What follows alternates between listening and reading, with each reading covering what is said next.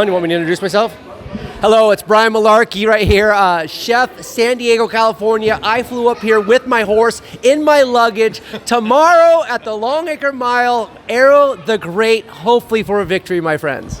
Brian, I mean, anyone that watches the Food Network knows who Brian Malarkey are. You come on with different hair. Oh, I got the mohawk, but I shaved it off, so I don't have it right now. So restart yeah. With that.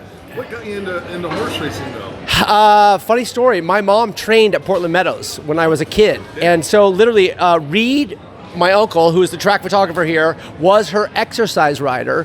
My brother and I played in the mud puddle on the backside of Portland Meadows as small children. And then eventually she moved us to Central Oregon, where she just took in and rehabbed the racehorses. And I used to gallop racehorses on our ranch to rehab them when I was like 10 years old.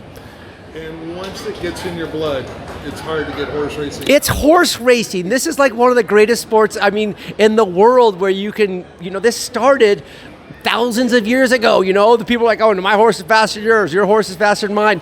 And so I just absolutely love it. The great Peaky Blinders, if you've seen the TV show, horse racing is just pure passion, it's pageantry, it's magical, and it's wild.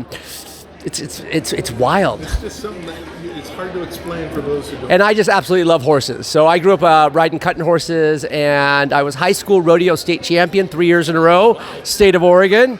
I swear, if I was smaller, my dream would be to be a jockey. Oddly enough, as a 10-year-old, my dream was to be a jockey. You and I, we just missed it, didn't we? Clearly, as an offensive tackle. The Clydesdale races. That's right. That's right. But with all this in the history, you know the importance of this race, the Longacre Mile, and to have a horse in it, what's that mean to you? So back in the day, 1981, my father, when I was very young, won the Oregon Derby with a horse named Deception Decision, and that was his pentacle. But he always told me, if there was one race, Dad didn't want to win the Kentucky Derby, Dad didn't win some other race, he wanted to win the Longacre Miles. So Mike Malarkey is no longer with us, but I brought his necklace. We got his shamrock right there. We're going to be racing under our more improved modern shamrock silks tomorrow.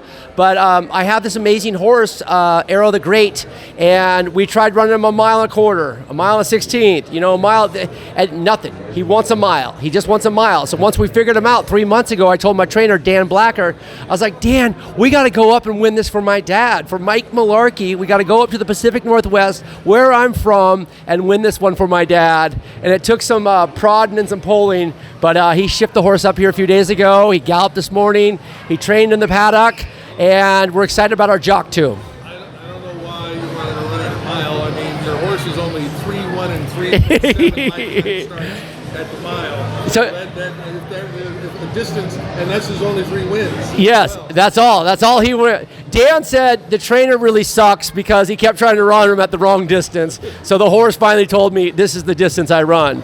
And Manny, actually, we had run him in some giant races. If you look at we ran him in over his head, right? He got beat up down there, lost his heart a little bit. And I was like, Dan, what are we going to do with him, And he said, we're going to ship him to Arizona, Turf Paradise, and we're going to win something good down there, and we're going to get his heart back.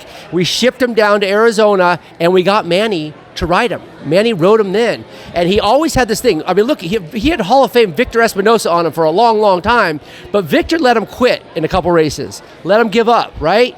And we were like, we got to make sure that they ride him through that. There's always a little hesitation about 3/4 of the way through the race where you can see him go, I'm not into it today. And Manny said, you're in it today, my friend, and took off, and they won that race, and he has been on point ever since. I don't know if you know this about Manny, but his first stakes win came last year on the final day of racing with the Gottstein on a shot at about 36-1, wins it.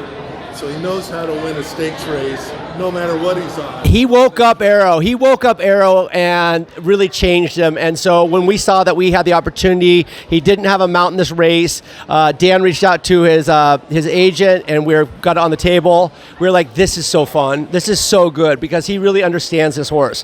This horse he's a machine. He's a tank, and you got to just right time, and Manny knows when to push that button. Well, hey, thank you for stopping by and talking with us. We can't wait to see. My uncle's still here. He's still taking pictures. Cousin Aaron's right down the winner's circle right now. I hope they're going to take my picture tomorrow in the winner's circle. I talk to him every race. Man. That is terrific, and we can't wait to see you guys tomorrow. All right. Thank you so much.